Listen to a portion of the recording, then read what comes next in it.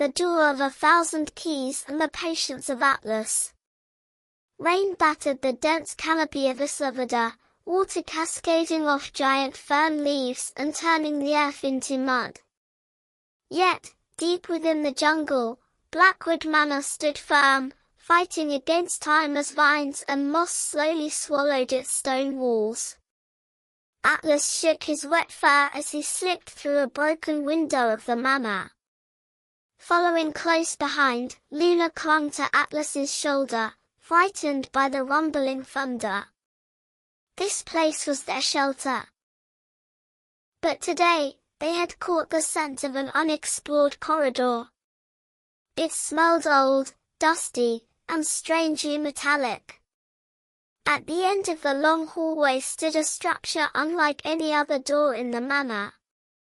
Carved from dark ebony wood, covered in strange symbols, and reaching all the way to the high ceiling. Right in the center of the door gleamed a massive lock mechanism shaped like a silver lion's head. Overcome by curiosity, Luna darted towards the door. She poked her small hands into the gap beneath it. Just then, a mechanism under the old floorboards was triggered. Click! Atlas sensed danger and screeched, but it was too late. A metal cage suddenly rose from the floor, sealing off the landing in front of the door. Luna was trapped in the narrow space between the cage and the door.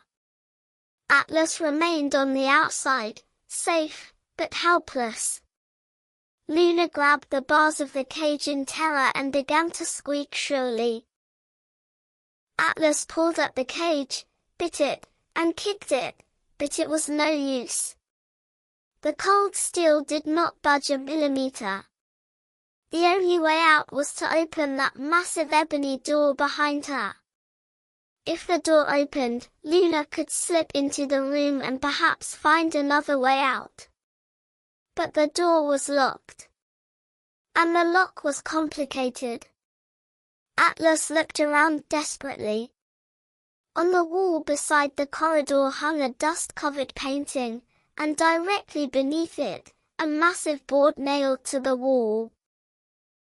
Hanging on brass hooks were hundreds, perhaps thousands, of keys. This was the wall of keys, belonging to the manor's former owner, the obsessive collector Arthur Blackwood. Keys collected from every corner of the globe, in every size, shape, and metal. Atlas scrambled up the board. His eyes widened. Rusty iron keys, slender elegant gold keys, Gothic keys with skull heads, modern flat keys. They were all there. But which one? Which one would fit the mouth of that silver lion? Atlas grabbed a random handful of keys. 10 keys strung on a heavy brass ring. He rushed to Luna, reaching through the bars of the cage. Luna was crying. Atlas chirped in a soothing tone and inserted the first key into the lock. Attempt 1, the key was too large. It didn't even fit into the keyhole. Atlas threw it to the ground in frustration. Attempt 2, the key went in but wouldn't turn. It was jammed. Atlas struggled, twisting it left and right, but to no avail. He pulled it out and tossed it away. Attempt 3, 4, 5. None of them worked. One was too short, one too thin, another was bent. Atlas returned to the board. His sharp little mind began to realize that picking randomly would not work. But time was running out, the storm was intensifying, and water leaking from the manor's roof was beginning to fill the sunken area where Luna was trapped. The water had already risen to Luna's ankles. Atlas took a deep breath. It was an unusual moment of focus for a monkey. He stood before the board and began to study the keys. The lock was silver, and the keyhole had a strange, T-shaped curve. Atlas eliminated the rusty iron ones. They were too crude. He eliminated the gold ones. Gold was too soft and could not open such a heavy door. That left the keys that looked like silver, steel, or grey titanium. He filled his arms with these grey keys. About 50 of them. He returned to the lock. Attempt 23, a silver key. It entered perfectly. Atlas's heart raced. He turned it. Ga-clunk. It turned half a circle and stopped. The door did not open. Wrong tooth structure. Attempt 35, a long, thin key. It went in but spun loosely. It wasn't touching the lock's mechanism. The water level had reached Luna's waist. Luna was shivering now, looking at Atlas with eyes full of fear. Seeing his friend's gaze, Atlas pushed down his panic. He thumped his chest as if to say, "No giving up." Atlas noticed something. One of the keys he had tried had pushed a pin inside the lock.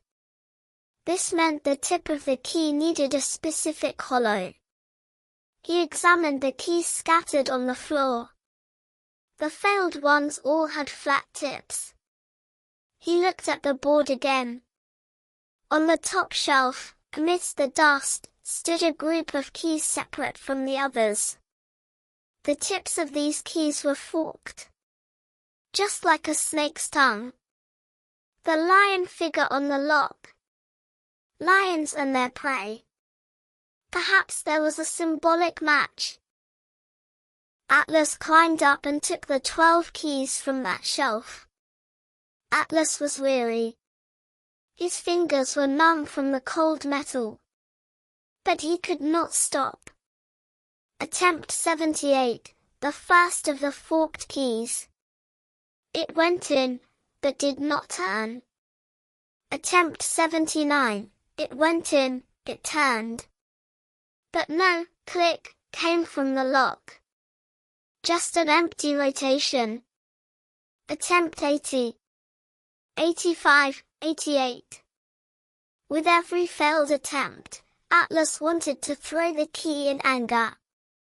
Every time, his instincts screamed, "Give up, break the door down," but the door was too thick. Intelligence had to defeat brute strength. With every failure, he took a deep breath and tried the next. Every key meant, "Not this one." And "not this one" meant, one step closer to the right one. The water had risen to Luna's shoulders. Luna was no longer crying, she was simply trying to keep her head above the water. Atlas had 3 keys left in his hand. One was very ornate, encrusted with gems. The other was a plain, simple piece of metal. The third was heavy. Its handle was engraved with a tiny image resembling the lion's head on the door. Atlas tried the ornate one first. Attempt 98. It didn't even fit. Showy but useless. He tossed it aside. Then he tried the plain one. Attempt 99. It entered, turned, but did not unlock it. Too simple. Only the last one remained. The 100th attempt. Atlas took the key in his hand. The cold metal warmed in his palm. Its weight gave him confidence. He brought the key to the hole. The key slid into its slot as smoothly as if it had been oiled. Atlas held his breath. Luna held her breath. Even the storm outside seemed to fall silent for a moment. Atlas slowly twisted his wrist to the right. At first, he felt resistance. His heart jumped to his throat. No, it cannot be, he thought. But then, he felt the springs inside the mechanism give way. He applied a little more strength. Click. Clack. Clack. Clack. The massive sound from inside the lock echoed through the corridor. The lion's silver mouth slowly opened. Atlas grabbed the door handle and threw all his weight against it. The heavy ebony door, which looked as though it hadn't been opened for centuries, swung inwards with a great groan. As the door opened, the water in the narrow space where Luna was trapped flushed into the room. Luna tumbled onto the floor of the room with the current. Atlas didn't go through the bars, but slipped through the gap created at the side of the cage when the door opened. He raced to Luna's side. Luna was soaking wet, but alive. The two friends embraced tightly. When their breathing steadied, they looked up at the room they had opened. Atlas had hoped this would just be a way out, but he was mesmerized by what he saw. This was a library. But there were not just books. In the center of the room, beneath a giant glass dome where the light, now wet with rain, filtered in, stood a massive glass terrarium. Inside, it was not a model of Blackwood's legendary eternal orchard, but a real area where exotic fruits grew in their own ecosystem, warm and humid. Despite the storm outside, it was toasty warm inside. Bananas, mangoes, dragon fruit. The greatest feast Atlas and Luna could ever see in their lives was presented to them by that single correct key after hundreds of failed attempts. Atlas looked one last time at the heavy key in his hand. His fingers ached, his mind was tired, but he had succeeded. Not by luck, but by eliminating, observing, and most importantly, not giving up. He respectfully placed the key on a pedestal at the entrance of the room. Luna handed him a ripe banana. Atlas took the fruit with a smile. The storm outside was beginning to fade, but they were in no rush. Finding the right key might be hard, but the door it opens is always worth the trouble.